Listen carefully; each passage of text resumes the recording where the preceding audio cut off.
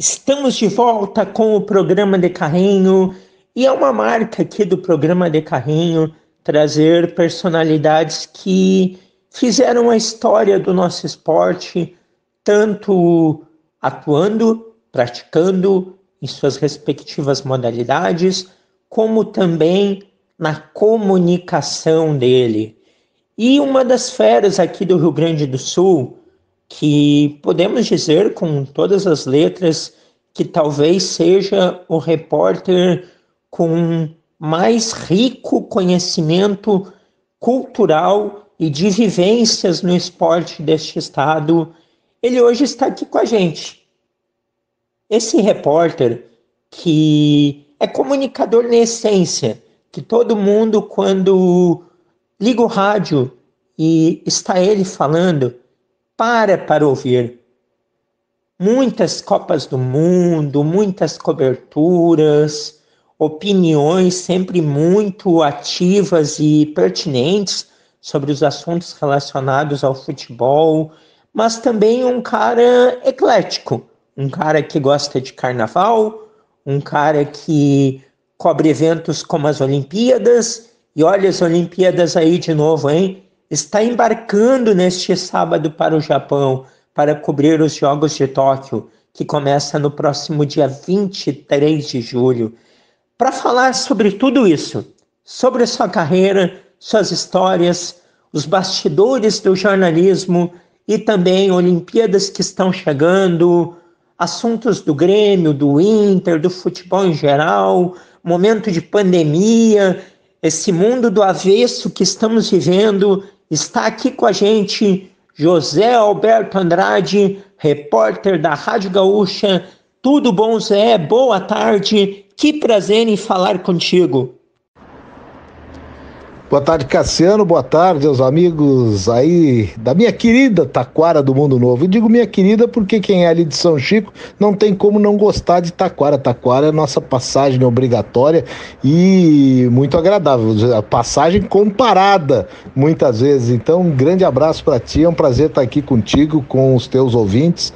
E vamos falar aí de tudo isso aí que tu falou. Vamos ver se a gente consegue desempenhar. Tu me botasse numa responsabilidade muito grande. Mas, acima de tudo, eu sou um cara que tem muito prazer em fazer rádio, e que eu vi que tu também tens, e nessa identificação vamos fazer uma conversa bacana daqui para frente. Vai ser um grande papo, Zé, e para início de conversa, conta um pouco do início, Zé, como tudo começou, teu gosto pelo jornalismo, teus primeiros passos.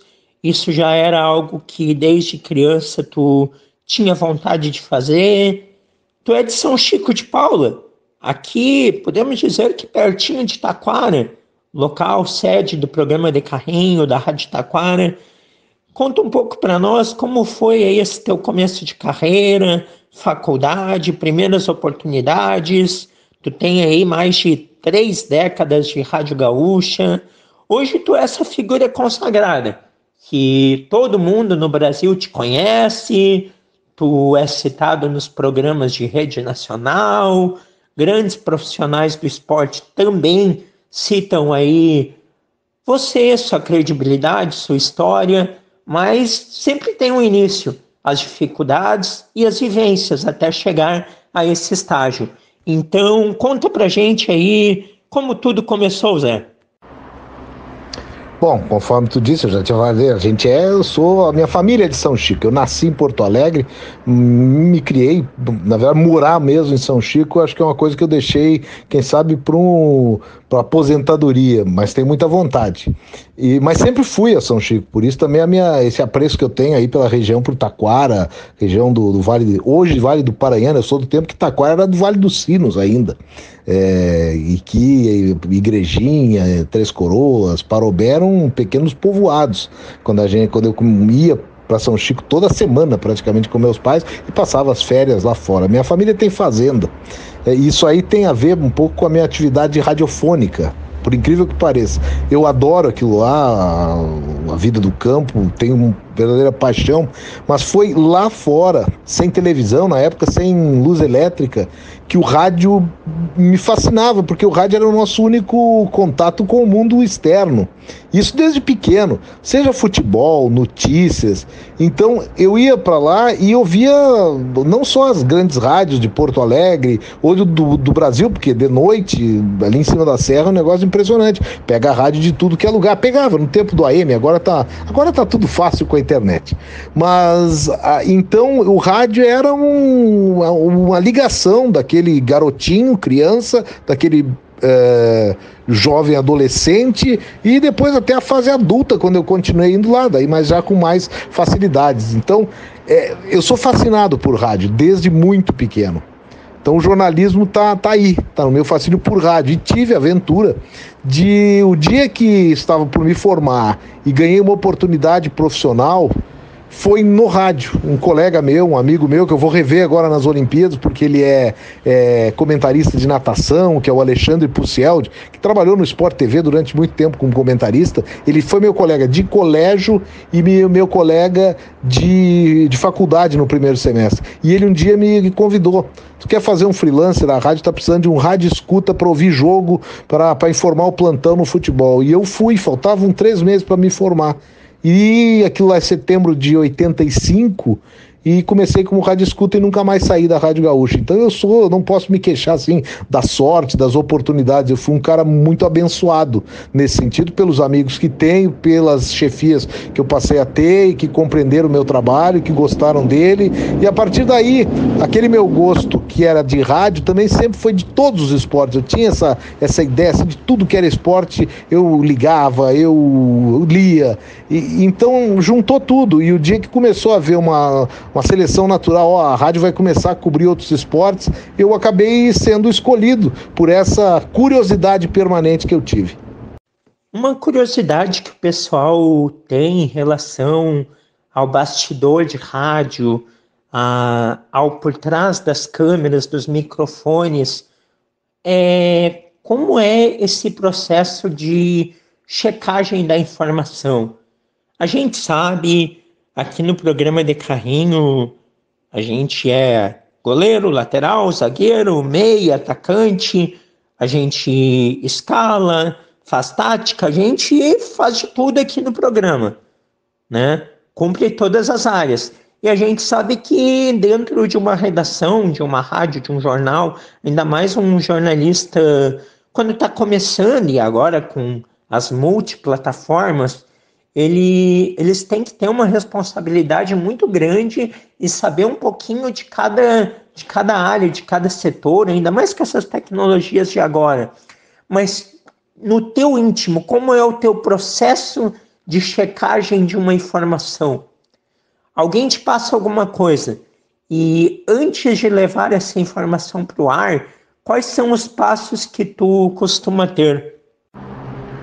Bom, isso é uma premissa básica do jornalismo, né? A checagem, a não ser que o fato aconteça na tua frente, tu tenha como relatar, por exemplo, um gol numa transmissão ou algo assim, um fato que te chega, ou que tu está investigando, a checagem é um negócio fundamental, é base do jornalismo, do bom jornalismo. Se chegar para mim a informação, o Cassiano vai ter um novo programa na rádio, e se eu chegar e disser, pegar no microfone da Gaúcha, meu amigo Cassiano lá de Taquara, ele vai ter um novo programa na rádio. Se eu não chequei aquilo, e quem me disse, pode até ser uma pessoa de confiança, eu tô incorrendo num erro. Não que eu tenha que te perguntar, vou ligar pro Cassiano, daqui a pouco tu não quer dizer, eu quero dar uma notícia exclusiva. Mas eu tenho que me cercar, a não ser que a tua fonte seja uma fonte absolutamente fidedigna. Isso existe também. Isso existe. Tem gente que às vezes te liga para dar uma notícia e tu sabe que ela está envolvida na notícia. Então aí não é que tem que checar. Agora, toda a informação, ela não pode ser dada simplesmente por tu teres ouvido. Mesmo que a fonte seja essa que eu falei, fidedigna, tu tem que pelo menos perguntar para a fonte algumas coisas, te certificar. Às vezes a checagem é com uma pessoa só. O cara me ligou dizendo, olha, o Grêmio ou o Inter está contratando um jogador do Paris Saint-Germain. Mas esse cara, ele é muito da minha confiança, ele é quase um familiar meu. E aí eu vou começar a perguntar, mas como é que é? Como é que é? Eu vou fazer com que ele dê a certeza absoluta dele, porque nele eu confio. Então esse é um tipo de informação rara, porque geralmente as pessoas não têm tanta intimidade contigo que tu possa dar informação com uma só. Quando vem a informação a esmo, tipo aquela assim, olha, parece que o jogador tal, parece que tal coisa aconteceu em tal lugar. Até é verdade. Mas até eu chegar à verdade, eu não posso dizer que isso aconteceu. Até isso acontecer, aí tu procura cercar. Bom, o jogador, tu tem o telefone de um grande amigo do jogador, tu tem o telefone de alguém que não gosta do jogador, porque muitas vezes a gente tem que ir pelo caminho contrário. O adversário sabe muito mais do time do que muitas vezes o torcedor daquele time. Então, são táticas que a gente tem, que tem no jornalismo, de tu te cercar. Agora, tu nunca pode ficar com uma informação, exceto na fonte excepcional, por isso exceto, excepcionalidade, aí tu pode ir. A checagem, ela é basicamente assim. Hoje em dia a internet ajuda, mas o contato pessoal me parece que ainda é fundamental, sabe? Tu perguntar para as pessoas, não adianta tu pesquisar na internet, o Grêmio contratou tal jogador, o Inter contratou tal jogador, daí no site tal lá de Portugal confirmou, o site tal da Espanha confirmou, mas o Grêmio e o Inter não falaram ainda. Às vezes é pouco, às vezes tu corre risco com esse tipo de checagem virtual, vamos dizer assim. Então, é assim, tem que ir checando até o momento que tu, dentro do teu feeling, sabe que a notícia realmente é verdadeira. Em cima dessa última pergunta, me leva a te fazer um questionamento que tem muito a ver com o período contemporâneo. As redes sociais levaram a com que todo mundo hoje seja, de certa forma, um formador de opinião dentro do seu grupo de amigos, de seguidores, dentro ali do seu nicho, seja em qual rede está. E, por consequência, também jornalistas ou comunicadores independentes começaram a se espalhar, canto afora. Então, todo mundo hoje opina, todo mundo hoje informa, todo mundo tem os seus parceiros comerciais. O programa de carrinho aqui, por exemplo, é um programa independente, mas o jornalismo tradicional, e o programa de carrinho se considera do jornalismo tradicional, está no YouTube, mas é um programa de rádio, ele, na sua opinião, ele está perdendo espaço ou, pelo contrário, ele tende a retomar um protagonismo, que eu não sei se ele já perdeu, mas com mais ênfase, devido a ainda ser um local onde exista credibilidade? Por quê? Surge um link lá de que fulano está contratando ciclano. Poxa, será que é verdade? Não, eu vou conferir na rádio primeiro. Eu vou conferir no site da rádio. Porque ali é que está a credibilidade. E também, que autocrítica tu faz hoje sobre os caça-likes? Aquele jornalista que, para ter uma grande informação, para tentar dar um grande furo, coloca às vezes uma manchete que não condiz com a notícia do texto. Bom, tu tocou em pontos importantes aí, gosto do tema porque realmente o que se tem hoje é que eu cheguei à conclusão que muita gente sonha ser jornalista. Eu achei que aquele negócio, todo mundo quer um dia ser advogado, ser engenheiro, ser médico. Não, eu já descobri que todo mundo queria ser jornalista. Porque agora, com as redes sociais, com essa facilidade que se tem da informação, o pessoal pega e sai fazendo coluna e dando notícia como se jornalista fosse. Não é assim. Não é assim. Eu não estou falando com nenhuma soberba, mas eu estou falando com alguém que se habilitou. Eu estudei para isso, eu me dediquei com pesquisa, com leitura, com audição de programas. Eu tenho uma vida que foi focada para eu ser jornalista e não só para eu gostar do jornalista ou do jornalismo, sabe? Senão eu poderia muito bem gostar de medicina. Pô, eu acho legal os médicos visitar o hospital com alguma frequência e um dia resolver, minha mãe está com um problema no braço, eu pegar um bisturi, abrir o braço dela e fazer uma incisão ou fazer uma cirurgia. Não é assim, não é assim. Eu me permito aí a valorizar a minha profissão, o curso que eu fiz, os anos que eu estudei, e algumas coisas, alguns conceitos e preceitos que eu tenho em termos de conduta, de ética, de técnica, de jornalismo, que eu vejo que essas pessoas que são fascinadas por jornalismo, que gostariam de ser jornalistas, que talvez tenham errado as escolhas, escolheram errado, queriam ser jornalistas e poderiam ter se habilitado, elas fazem. Isso aí se vê muito um jornalismo, entre aspas, essa tentativa de ser comunicador, geralmente ela é passional. Eles não buscam aquilo que é o primeiro, o ideal do jornalismo, que é a isenção ou a imparcialidade, como quer que chamem, mas que é uma equidistância de fatos, ainda que tu tenha a tua posição, mas procurar aquilo, dizer aquilo, aconteceu isso e não aconteceu por isso. Eu gosto de dizer, aconteceu isso. Se depois me perguntarem, e há uma curiosidade natural do porquê das coisas, eu dou a minha versão. Agora, eu dizer o que aconteceu tem que ser exatamente o que aconteceu, não é o porquê aconteceu, sabe? O primeiro fato que eu tenho que escrever, principalmente porque eu sou repórter, eu relato fatos, é esse. O porquê aconteceu, eu posso dizer, e as pessoas têm o direito até de desconfiarem do que eu estou dizendo. Eu sempre tento ser o mais isento possível nesta questão. Então, e hoje em dia a gente convive muito com as fake news, né? Que elas são, não é o antijornalismo, elas são a mentira. Chamar de fake news é uma denominação nova para mentira. A mentira agora ela tem só uma nova fonte de difusão, que é a internet, são as redes sociais. Mas isso é mentira. Ou, no caso, fofoca. Antigamente se chamava de fofoca algumas coisas que hoje saem na internet. Eu não considero isso jornalismo. Não, a fake news não é jornalismo, claro, mas as pessoas que tentam fazer isso como um arremedo de jornalismo, eu não gosto, acho que faz mal, mas aquilo que tu falasse aí, vai haver e há uma seleção natural. O pessoal começa a ouvir o que quer, ler o que quer, ou daqui a pouco o que não quer, fica tão confuso que ele vai procurar normalmente nos veículos tradicionais. Por mais que ele desconfie, ou que ele rotule um veículo tradicional, é ali que ele vai ver o que realmente está acontecendo. Pode discordar, mas ele tem uma noção muito mais exata do que em iniciativas de quem está ali porque é fascinado, gostaria de um dia ser jornalista e não é. Olha, Zé, é legal que com quase 4 décadas de comunicação que tu tem, tu consegue aliar essa experiência com o período contemporâneo do jornalismo.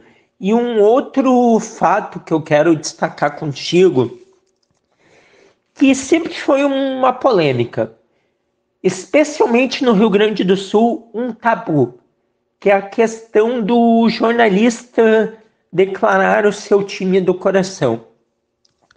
Eu, por exemplo, eu tenho 29 anos de idade, comecei a trabalhar na comunicação em redes sociais, até que eu fiz o canal de YouTube, hoje eu estou aqui também na rádio, mas todo mundo sempre teve um time do coração.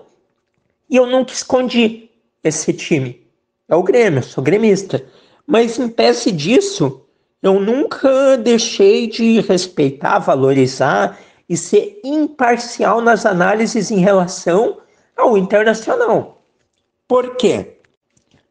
Porque a nossa torcida não tem nada a ver com o que a gente enxerga.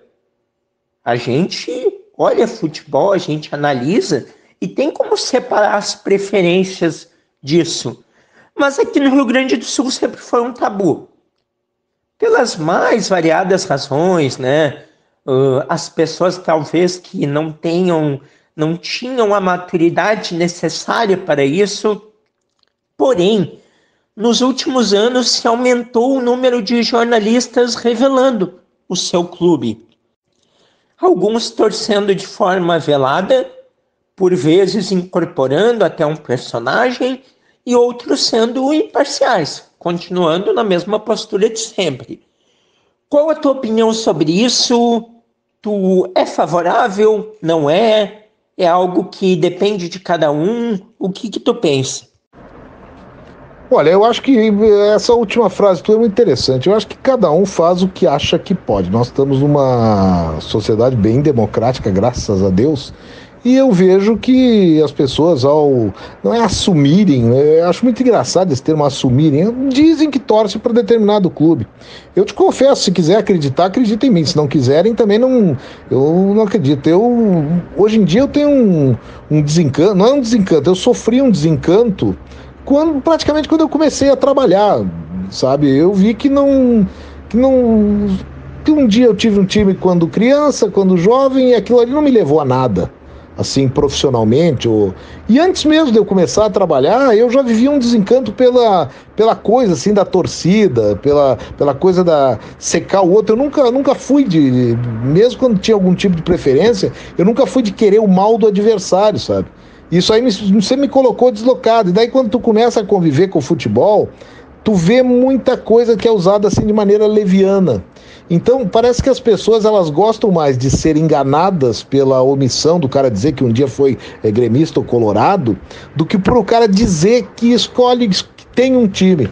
Então prefere não saber e continuar se julgando enganada, mas aí ela também fica naquela de saber qual é o time do outro. E a história de saber o time aqui no Rio Grande do Sul é o seguinte: o cara quer saber o time do cronista para poder dar pau no cronista, sabe? Se ele é colorado e diz que é colorado, os colorados vão dizer que ele tá falando mal ou bem porque ele tem que defender, ou estão cobrando dele uma coisa que não é do jornalista, defender clube, nem do torcedor.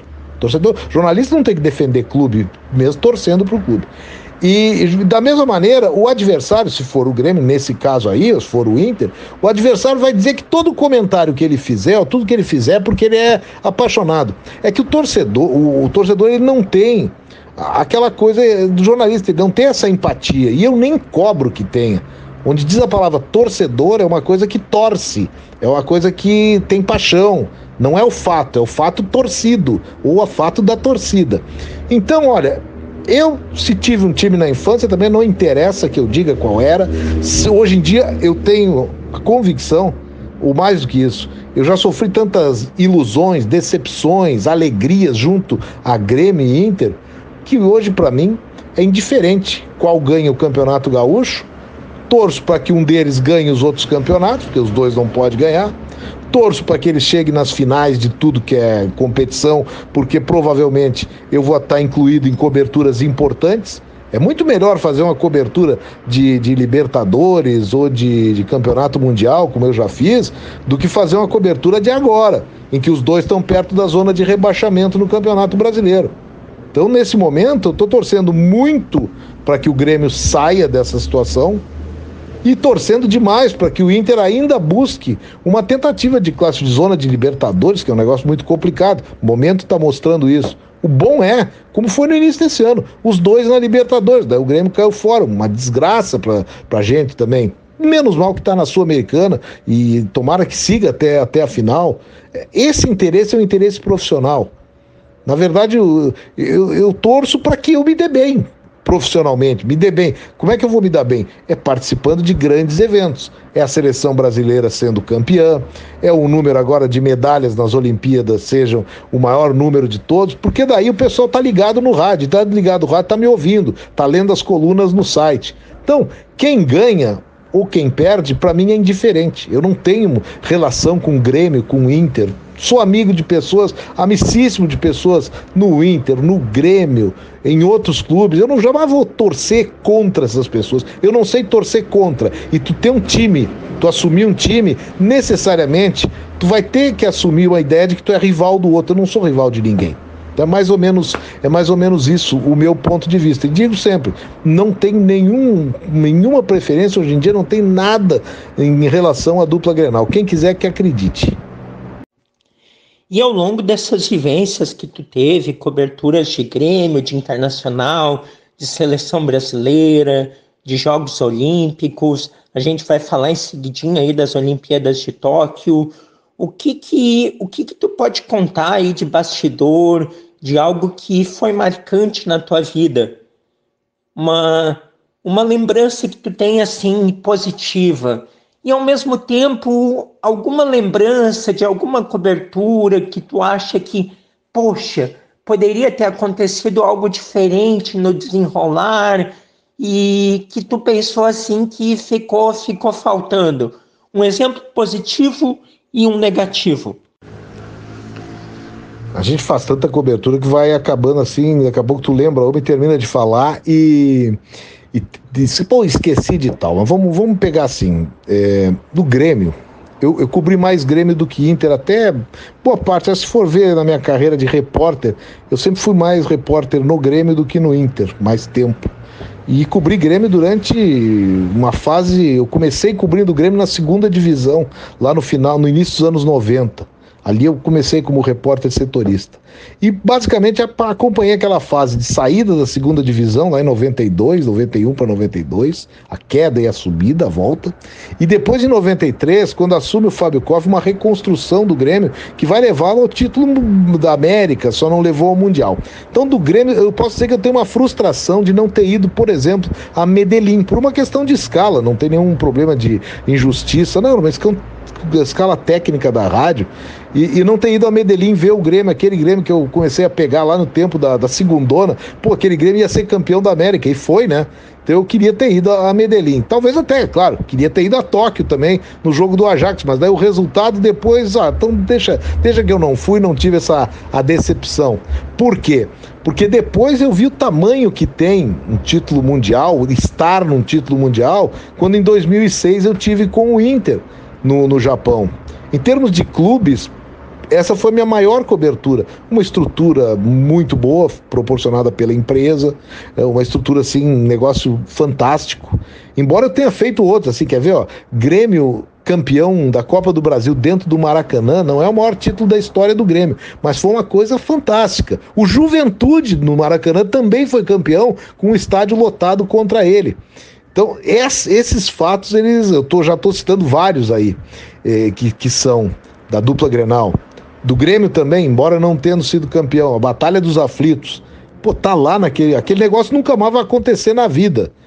Embora fosse o título da segunda divisão, mas o fato, a gente tá ligado no fato. Então, cito esses aí para dizer que aquele maior, eu sempre digo que o maior fato que eu cobri na minha vida no futebol foi o Brasil campeão do mundo em 2002, o pentacampeonato. Que eu tinha ido para a Copa do Mundo, não estava previsto de eu ir a estádio, sim, fazer um trabalho de retaguarda, e me foi designado na última semana, no último fim de semana, que eu fosse ajudar na cobertura do jogo Brasil e Alemanha.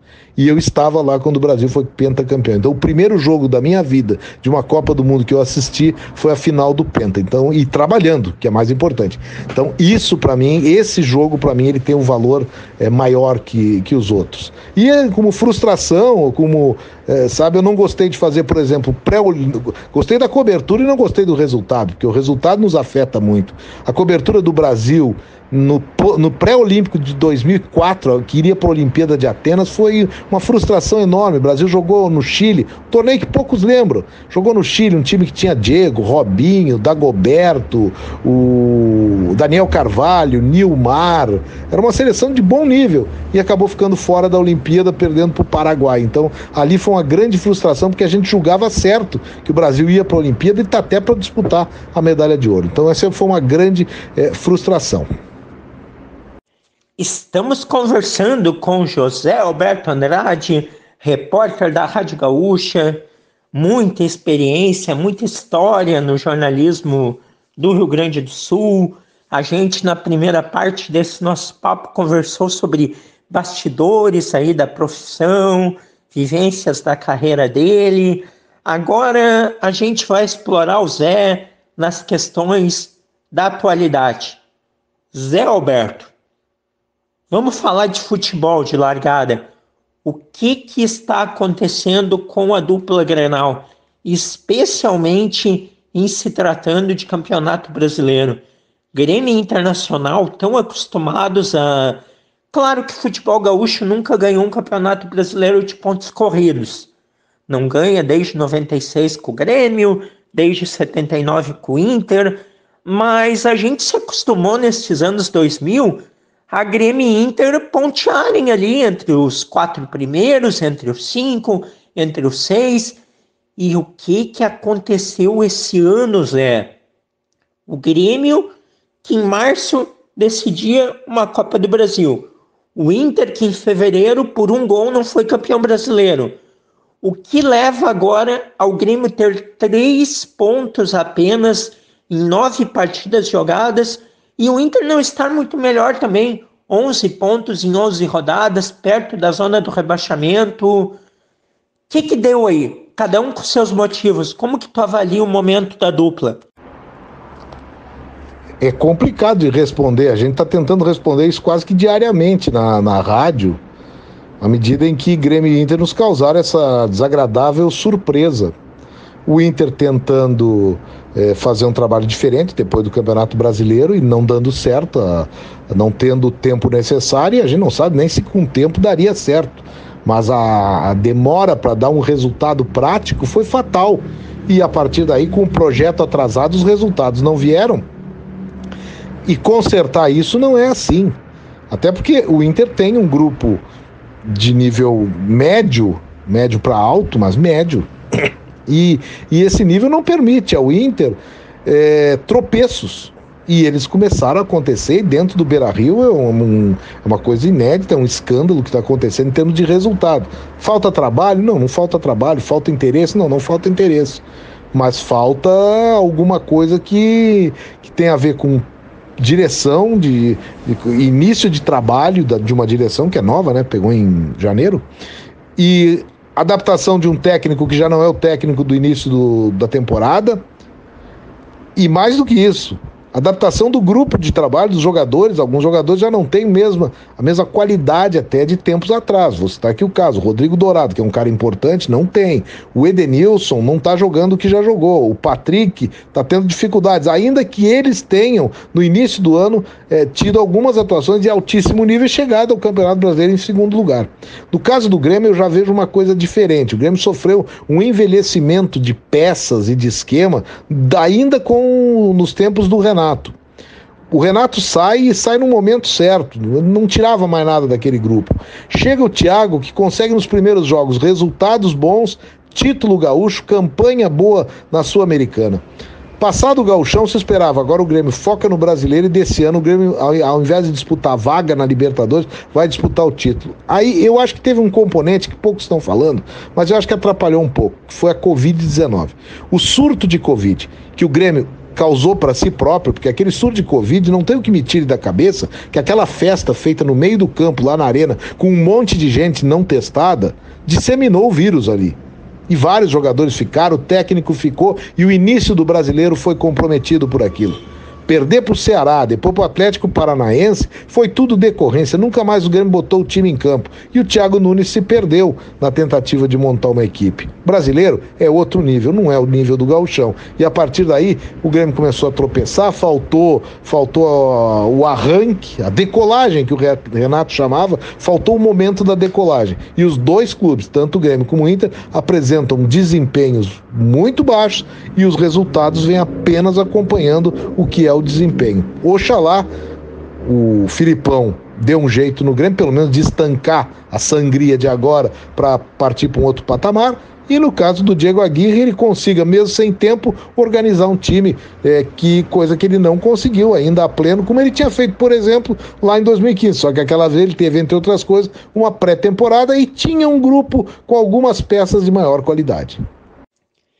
Em relação à qualidade do futebol desempenhado aqui no Brasil, Zé, como que tu vê?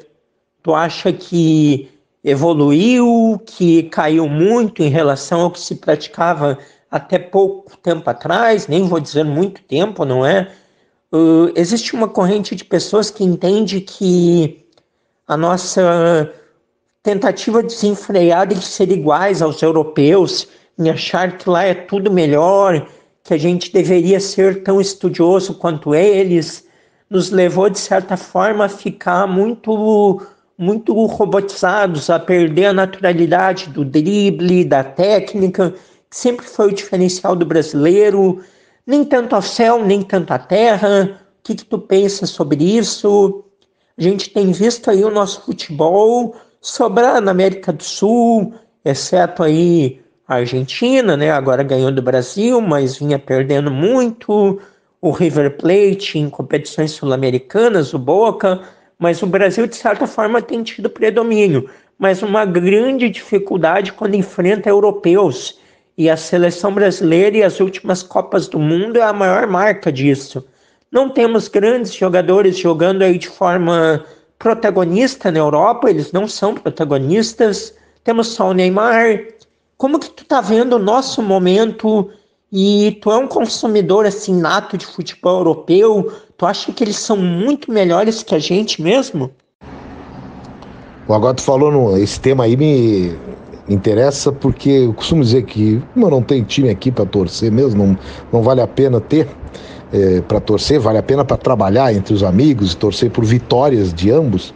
Na seleção brasileira é um pouco diferente. Eu gosto muito de trabalhar no âmbito da seleção brasileira. Pela qualidade do material humano que a gente convive, seja jogadores, técnicos ou até os colegas, né? São os principais repórteres, jornalistas que estão lá, a gente vai lá também para aprender muito com eles. E por isso desenvolve um relacionamento legal, que até lá no início da entrevista tu falava que a gente é reconhecido, é por uma convivência de altíssimo nível, com pessoas de alto nível também. Então a gente tem que se adequar a digamos que, pelo menos não fazer feio diante daquelas feras que a gente encontra lá. Então eu gosto muito de cobrir a seleção, digo que é o meu time do coração, e é mesmo, eu tenho esse negócio de torcer pro Brasil, adoro ouvir o hino nacional, agora na Olimpíada espero ouvir do jeito que der com a pandemia, mas quero ouvir o hino brasileiro, gosto de ver a camisa da Canarinho do Brasil, Copa do Mundo, até os amistosos, e até esses jogos caça-níqueis que a CBF arruma aí, eu tenho esse interesse. Tenho muitas críticas a fazer dentro da seleção, organização do CBF e tudo mais, essa Copa América agora, acho que o time não está jogando bem, então tudo isso eu coloco dentro daquilo que é a ideia do time para o qual eu torço, mas não distorço os fatos, né? Pelo menos essa é a minha tentativa. A seleção, e mais que isso, o futebol brasileiro, o problema todo é que os jogadores estão saindo cada vez mais jovens, sem tempo de virarem craques no Brasil. Pega um garoto aí, vamos pegar o TT do Grêmio. O TT foi pra Ucrânia sem ter jogado no Grêmio. Sabe, o Diego Rosa, outro menino do Grêmio, tô pegando esses dois do Grêmio porque eu me lembro recentemente. Eles saíram sem jogar, eles eram da seleção brasileira. Saíram sem jogar. Os jogadores do Brasil estão saindo de todos os clubes sem ter o jeito brasileiro de jogar. Quando eles vão começar a jogar pelo jeito brasileiro, eles já são vendidos. E aí eles incorporam um modelo que é de sucesso na Europa, mas que poderia render muito mais se eles jogassem, se eles tivessem a base no futebol brasileiro. Talvez o último que eu tenha visto assim que conseguiu se manter no Brasil, jogar do jeito brasileiro para depois ir para a Europa, foi o Neymar. O Neymar foi bem brasileiro até a hora que foi para a Europa. E depois, bom, se deu certo ou não, a gente tá vendo. Ele hoje é dos 3 melhores jogadores do mundo, tecnicamente, com individualidade, eu não tenho dúvida disso. Ah, não é melhor que o Messi? Não, não é melhor que o Messi, não é como o Cristiano Ronaldo, mas ele é um cara tecnicamente privilegiado e que joga do jeito europeu, aprendeu a jogar, mas com a origem brasileira. Hoje muitos jovens não estão tendo essa base, essa maturação. Lembro quando o Pato saiu do Inter, o Anderson saiu do Grêmio, eles não tinham ainda o jeito brasileiro, o Anderson até tinha, mas o Pato não tinha. O Pato saiu daqui sem jogar Grenal, por exemplo, junto com o Carlos Eduardo do Grêmio. O Anderson até jogou Grenal com 16, 17 anos, mas foi pouco. O Anderson tinha, e lá ele trocou o jeito de jogar, e quando voltou não jogava mais nada, perto daquilo que era o Undershow, que a gente chamava. Então é uma dificuldade, eu vejo que isso aí, e nós não estamos formando jogadores de altíssima qualidade, porque quando eles estão na fase de maturação, de evolução, a Europa já está levando, e aí não desenvolve aquele jeito craque que muitos brasileiros têm. Então, Zé, saindo um pouco agora do futebol, o que mais de esportes tu curte acompanhar? E já engato aí com os Jogos Olímpicos, que tu vai estar na equipe aí do Grupo RBS, que inclusive neste sábado está em viagem já. Programa de carrinho sendo gravado aqui no meio da semana, para que agora, neste horário, o Zé já esteja em viagem. E Zé, mais uma cobertura, né? eu engato já te perguntando como que vai ser cobrir uma Olimpíada tão diferente? Uma Olimpíada ainda em meio à pandemia, sem presença de público, com restrições. Conta um pouco aí desse bastidor, como que vai ser essa cobertura? Quais as diferenças em relação às coberturas anteriores e o que tu mais curte desses outros esportes? Bom, Cassiano, essa cobertura, vou começar lá por trás. Quais são outros esportes que eu curto? Isso aí varia um pouco de época. Eu sempre fui muito fã de automobilismo, da Fórmula 1 especialmente, né? Mas não sou daqueles que, para mim, a Fórmula 1 quando faleceu o Ayrton Senna. Não, mesmo depois da morte do Senna, eu continuei curtindo. Eu só não tive, foi mais por questão de trabalho. Eu não tive mais a possibilidade de ver todas as corridas como eu fazia regiamente, continuei fazendo até onde eu pude. E isso aí me fez quebrar um pouco aquele ritmo assim de falar de uma corrida para outra, até de ter um certo entendimento da coisa. Não foi um desencanto com o esporte, até porque a Fórmula 1 está vivendo momentos maravilhosos agora, embora sem brasileiros que sirvam para nos ligar à modalidade. Mas a Fórmula 1 está vivendo um grande momento. Lewis Hamilton é um mega star do esporte, um fantástico piloto, talvez comparável ao que a gente teve com Senna, Piquet, Fittipaldi, que todos são meus ídolos, todos. E o Hamilton, Schumacher, o Hamilton é desse time aí. Então a gente tem, toda vez que tem um cara diferente assim, a gente tem que curtir em qualquer que seja a modalidade. Teve a época do basquete, tanto o basquete brasileiro, uma seleção que teve o tempo do Oscar, Marcel, esse cara eu curtia demais, esportes coletivos assim, o vôlei naturalmente, a seleção do vôlei. Mas eu gosto muito, e a Olimpíada me proporciona isso, de poder curtir atletismo e natação. São dois esportes que eu gosto muito de ver. Eu não tenho uma formação assim tão técnica dentro dos dois, mas a gente tem um entendimento básico e uma experiência interessante para ver que ali tudo é decidido no milímetro do milímetro, quando no atletismo, uma vez eu disse que a coisa se decide no milésimo na natação, tomei uma pancada praticamente do Bruno Fratos, que disse, não, aqui nós trabalhamos com décimos, não é Fórmula 1. Eu não quis dizer que era Fórmula 1. O que eu disse pro Bruno foi o seguinte, é que quem nada os 50 metros não é num décimo que se decide, não, é num milésimo. Capacidade de reação e técnica. Então isso, o esporte individual, como o atletismo e como a natação, eles despertam muito em mim essa curiosidade da coisa muito técnica do atleta. E eu acho que agora em Tóquio, nós vamos ver grandes disputas, mas eu não sei se nós vamos ter recordes. O que eu espero dessa Olimpíada é tudo diferente. Poucos recordes, tecnicamente uma Olimpíada comprometida pelo tempo da pandemia. Teve gente que quebrou treinamento, teve gente que parou. Isso aí, o atleta é elemento de precisão. O atleta, quando vai para uma Olimpíada, tudo tem que ser medido. Quantos passos ele dá para chegar no bloco de largada, tudo isso. Se ele, na natação, se o cara depilou o corpo ou não para dar um atrito maior ou menor. É muito detalhe, isso me fascina, assim, quando tu descobrir, olha, pô, o fulano de tal, ele não nadou bem de manhã porque ele não tinha depilado o corpo, mas de tarde ele nadou melhor porque ele tinha feito a depilação no corpo. Eu jamais imaginei, antes de fazer essas coberturas, que isso aí tinha tamanha relevância, e tem. Qual é o tipo de calção que ele usa, se dá mais atrito ou não, sabe?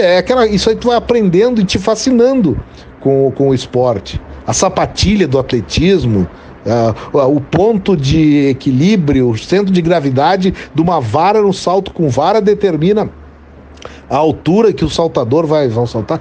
Isso é impressionante, é ciência e é esporte também. Então, a Olimpíada tem isso. Eu não sei como é que a gente vai conseguir cobrir. É impressionante. Estamos viajando para Tóquio e a gente tem uma ideia de Olimpíadas passadas, mas essa é tudo diferente.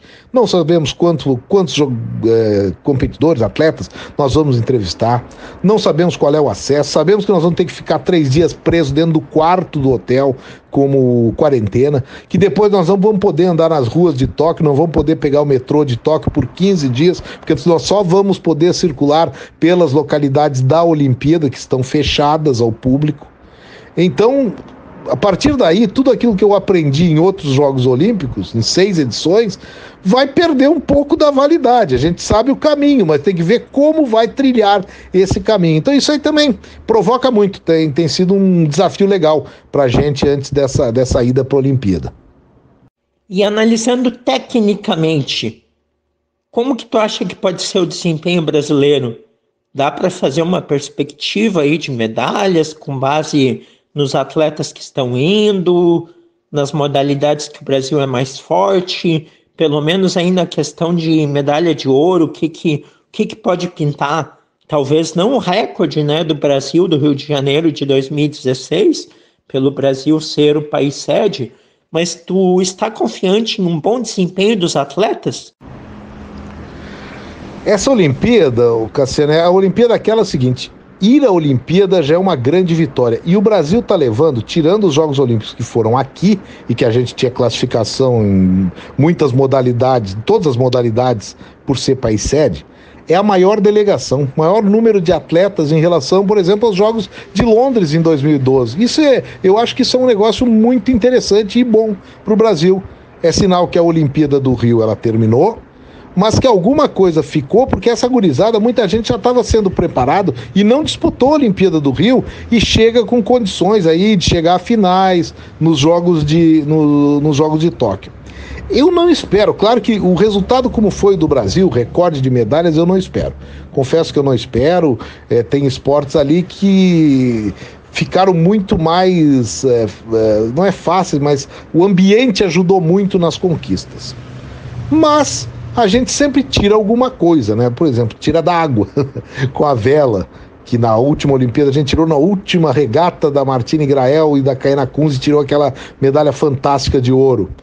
Mas a vela provavelmente vai trazer medalhas para o Brasil. O judô, que é uma expectativa nossa, e gaúcha, especialmente pelos atletas da Sojipa.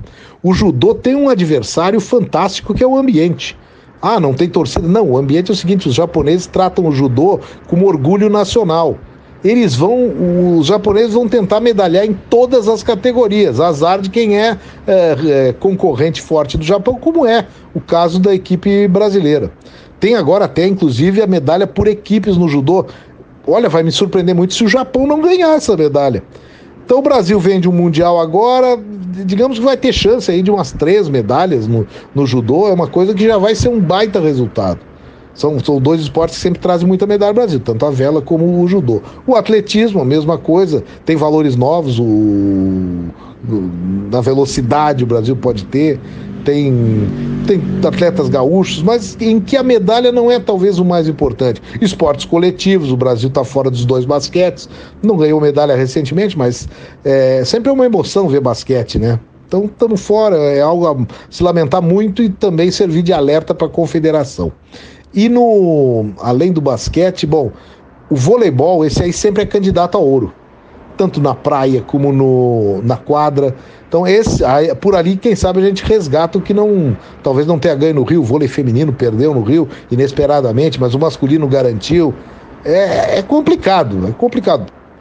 E o vôlei lá é um esporte também muito bem tratado. Não que eu acredite que os japoneses vão ser adversários, mas o vôlei vai ter um tratamento bem legal, porque o japonês ele gosta muito de vôlei. Futebol feminino, o time da Marta, despedida olímpica da Marta, vai ter um lado afetivo muito forte, mas um time que tem a Pia Sodag como técnica e que talvez experimente na Olimpíada algo que não conseguiu fazer na Copa do Mundo.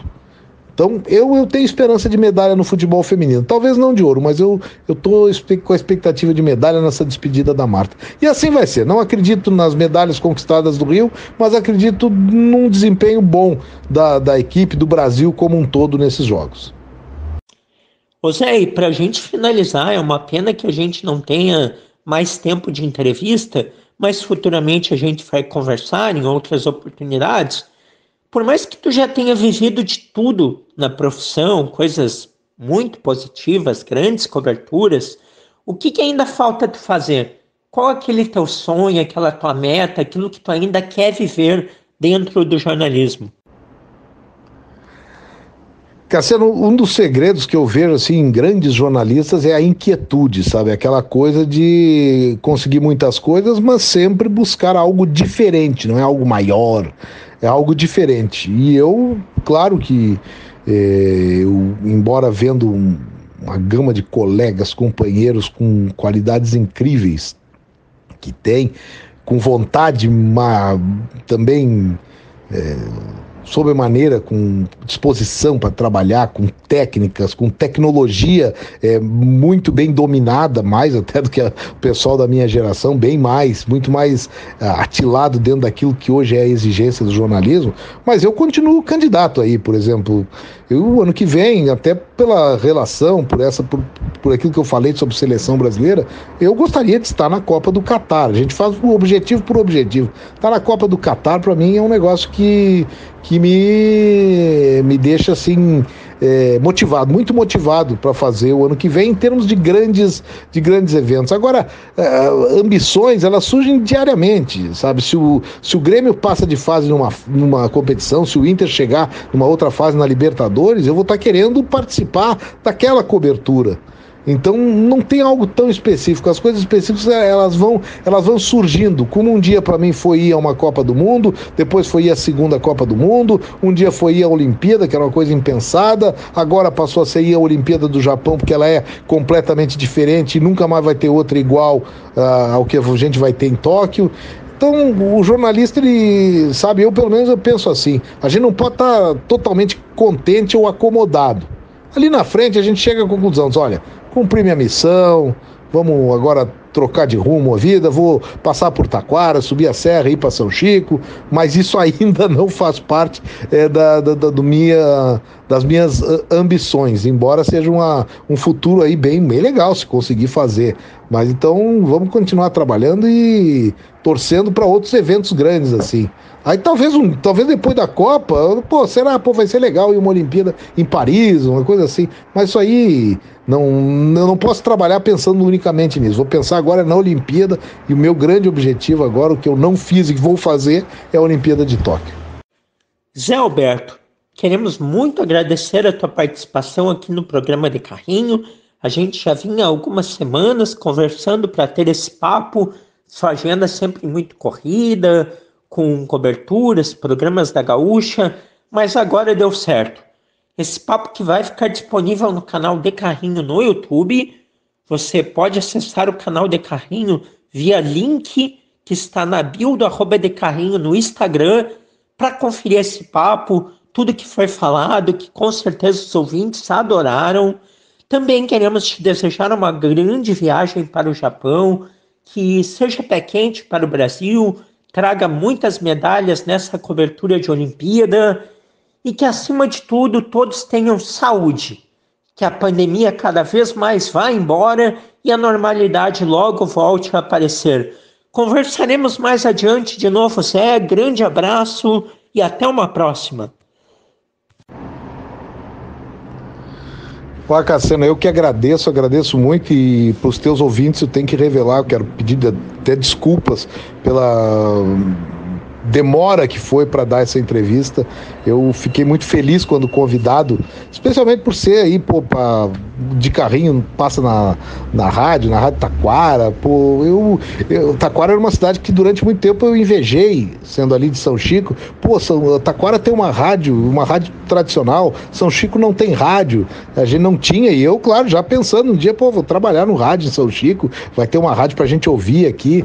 Então, é um prazer estar falando para vocês aí, que bom que deu certo aí a nossa, antes dessa viagem. Então agora tô voando, mas eu tô feliz porque eu consegui atender a ti, e agradeço muito essa força desde já. Convido todo mundo para estar com a gente na Olimpíada, para estar curtindo a gente, seja para vibrar com o Brasil, até para dar um puxão de orelha. Olha, vocês não estão falando tal coisa, vocês têm liberdade total. Comigo, eu gosto muito de uma relação muito aberta, muito franca com os ouvintes, e olha, entrar de carrinho não é problema, basta mirar a bola.